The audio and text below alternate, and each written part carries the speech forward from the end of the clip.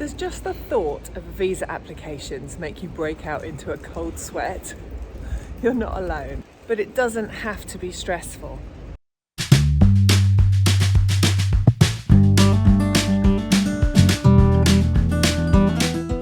I've been through countless visa applications through the years, and I'm here to share my top tips on how you can go through the process in a stress-free way to enable you to travel calmly, confidently, and set off on your next adventure.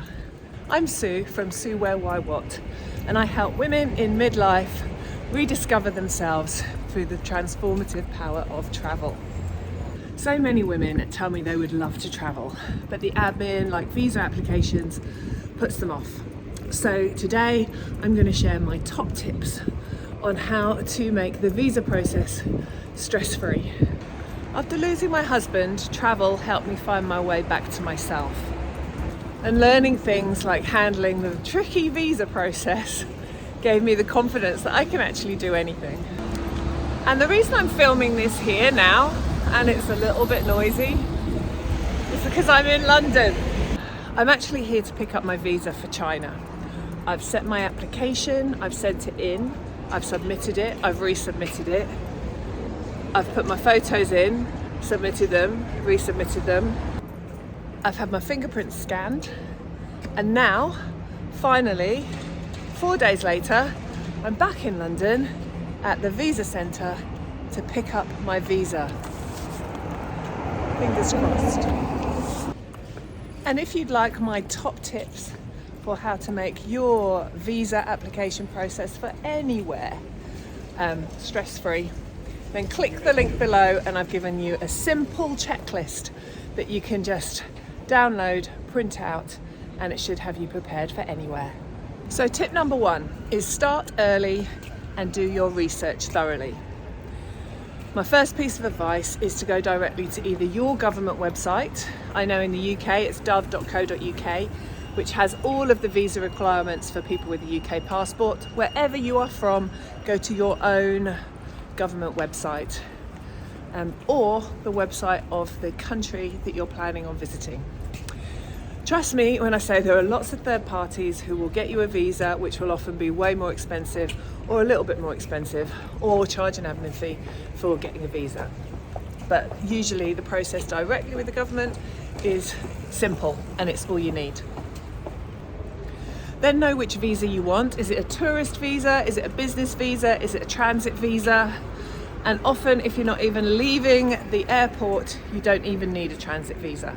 So know which visa you want before you go, and plan early. Start looking into it so you avoid any last minute panic, which unfortunately is what I always have a tendency to do. So here I am at the China Visa Centre.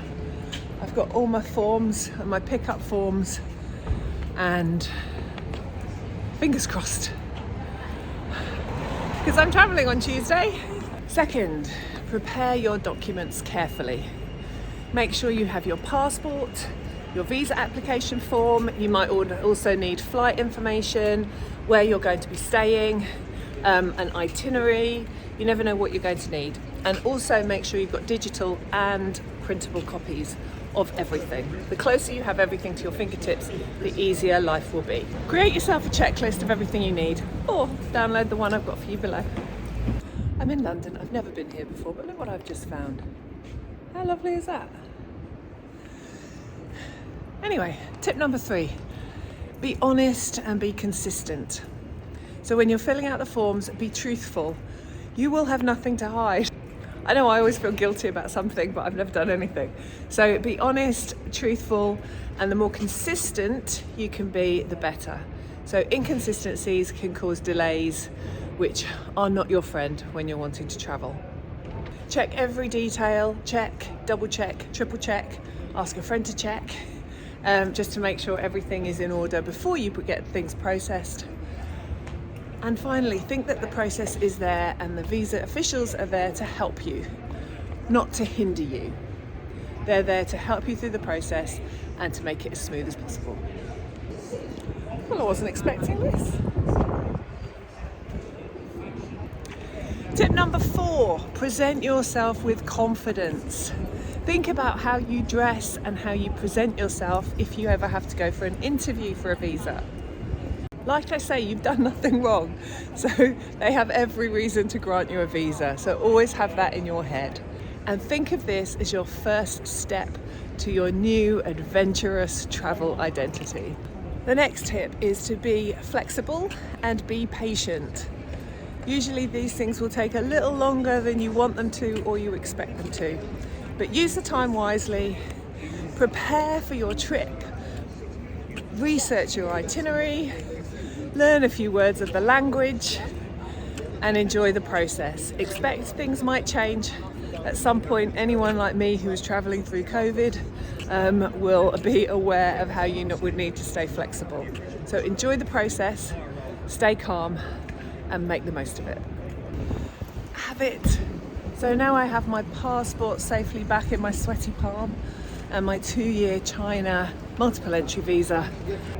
So when your visa arrives, celebrate what it actually means and the fact that you've taken and managed that first step in the process. It's not just a stamp in your passport, it's a symbol of independence, your courage, and your real sense of adventure. And that is worth celebrating. This is about more than getting just a visa. This is about your independence, your self-reliance, your capability. And remember, you're never too old to start traveling, to start learning, to start growing. And your visa isn't a barrier. It's a permission slip to discover yourself, your future, and whoever knows what cultures and what excitement and what adventures it could lead you to. So if this video has helped you to be more confident about the visa process, then please give me a thumbs up, subscribe to my channel for loads more tips, tricks and advice about how to access transformative travel, particularly if you're a woman in midlife. And of course, don't forget, I've put some easy to follow steps down below. So click on the link and download those for free. Thank you for joining me. I'm Sue Where, Why, What, and I look forward to seeing you next time.